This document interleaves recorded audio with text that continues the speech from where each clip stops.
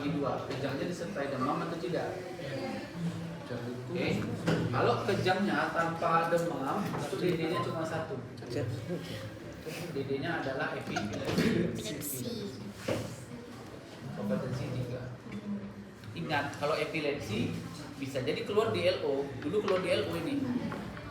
Kenapa? Karena dia datang bukan sedang kejang, tapi riwayat epilepsi mau kontrol ulang aja. Paham ya? Epilepsi ini nggak selalu kejang dia datang. Oke?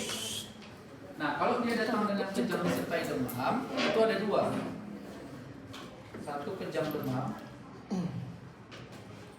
Ini kompetensi 4. Kemudian satu lagi infeksi sistem saraf pusat. Ada banyak yang bisa keluar. Cuma ingat aja dua, meningitis sama encephalitis. 3. Oke, satu ya. Kejang demam ini kasus paling mudah. Kejangnya disebabkan karena demamnya tinggi. Biasanya anak-anak ini.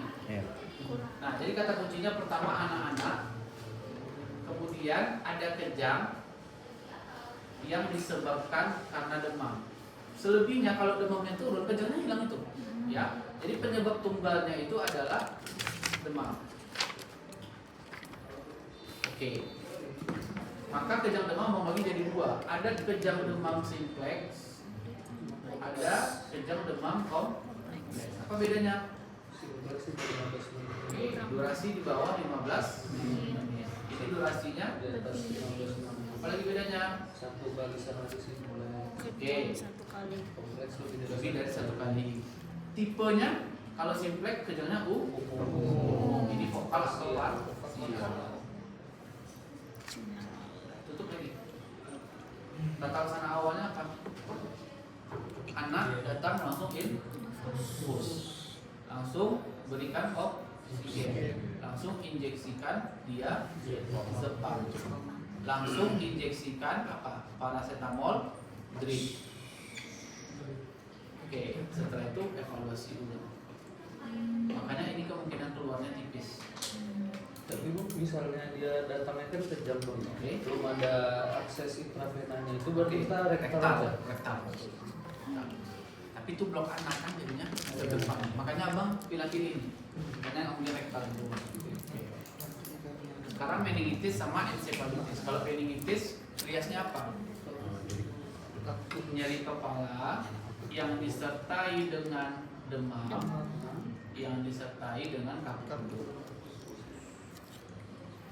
Kalau encephalitis riasnya apa? Kejang yang ada demamnya, kemudian disertai dengan penurunan kesadaran. Tutup aja. Nah, kalau kalian belajar ujian blok, pasti akan kalian pelajari kan meningitis bakteri, meningitis virus, meningitis TB. Di sini bukan tugas kita kayak gitu. Kita di OSCE hanya sampai tata laksana awal. Oke, maka penunjangnya kalau kalian boleh minta satu darah rutin. Yang kedua orang kejang minta elektrolit, boleh minta akda. Maka tata laksananya sama. Pasang infus, berikan oksigen, berikan diazepam, berikan PCT drip. Setelah itu rujuk. Bahkan pemberian antibiotik pun bukan tugas kita. Abang tahu itu ada di slide dosen. Kalau dia bakteri nanti lini awalnya ceftriaxone 2 gram per 24 jam. Nanti ada kulturnya ya kan. Ada viral, ada jamur, ada TB. Kalau TB ada pemberian dexamethasone. Itu kita belajar blok gitu. Tapi kalau untuk OSCE cukup sampai tata laksana. Ini interpretasi elektrolit sama akda. Oke, menurut kalian kalau orang kejang, elektrolitnya apa yang terganggu? Oke, apa yang terganggu? Ya, jadi biasanya kalau orang kejang itu ya semua turun itu, kalium turun, ya natrium turun. Tapi kalau akda, kalian ingat aja, kan kalau orang kejang itu arahnya metabolik atau arahnya respiratorik, itu dulu pertanyaan apa? Ada orang kejang nih, penyebabnya karena infeksi, arahnya metabolik atau respiratorik? Metabolik. Kenapa? Karena kompensasinya ke metabolik nantinya. Ya udah, kalau orang kejang nggak mungkin alkalosis, pasti asid. Nah sekarang Lumbal fungsi nggak dipakai? Apa? Lumbal fungsi. Lumbal fungsi nggak usah. Itu kalau kita belajar blok kayak Bang bilang tadi. Lumbal fungsi kita pengen tahu nih penyebabnya apa, ya kan? Kalian rencanakan aja rujuk setelah penanganan. Kayak bisa nggak usah Tutup. Orang salah. Kecuali ada kaku kudu screeningnya kan. Positif. Makanya kalau dari sini ya prediksi abang sama sekali nggak ada keluar. Kalaupun keluar di LO pernah keluar ini, tapi dia nggak datang dengan kejang. Dia datang dengan riwayat kejang cuma mau untuk kontrol ulang aja. Apakah dia nanti asam valproat ya kan dan lain-lain. Oke, sekarang kita masuk ke epilepsi. Epilepsi ini ada dua secara umum. Ada epilepsi jenis umum, ada epilepsi jenis parsial. Yang umum itu ada 4. Pertama namanya absen. Absen itu artinya apa? Berumum. Yang kedua apa? Tonik. Tonik. Apa artinya? Tonik kaku. Kronik kelonjotan. Berarti ada 2 fase dia, kaku kelonjotan. Yang ketiga adalah mioklonik. Mioklonik semuanya kelonjotan. Yang terakhir adalah atonus atau atonik. A artinya apa? Tidak. Tonik artinya tidak ada kontraksi. Jadi diam aja. Jadi kalau diam kejang bang, iya. Ada yang kayak gitu. Kalau dia bengong kejang bang, iya kejang. Kalau dia kaku kelonjotan berarti tonik klonik. Oke? Kalau dia parsial ada 2. Ada yang simple, ada yang kompleks. Apa bedanya? Kalau simple berarti sadar. Kompleks tidak sadar. Tutuplah. Nah, kalau epilepsi boleh kalian minta penunjang nanti. Darah rutin sama EEG dijumpai gambaran spike and wave. Nah, tata laksana epilepsi kita bagi 2 tergantung jenis kejangnya. Umum kah atau parsial. Kalau dia umum, maka kalian pilih asam valproat.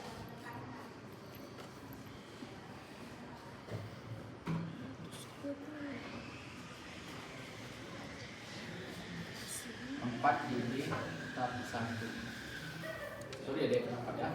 Kalau parsial kasihnya apa? Karbamazepin. Dosis sama dengan pemberian si trigeminal neurobiologis 3 kali 200.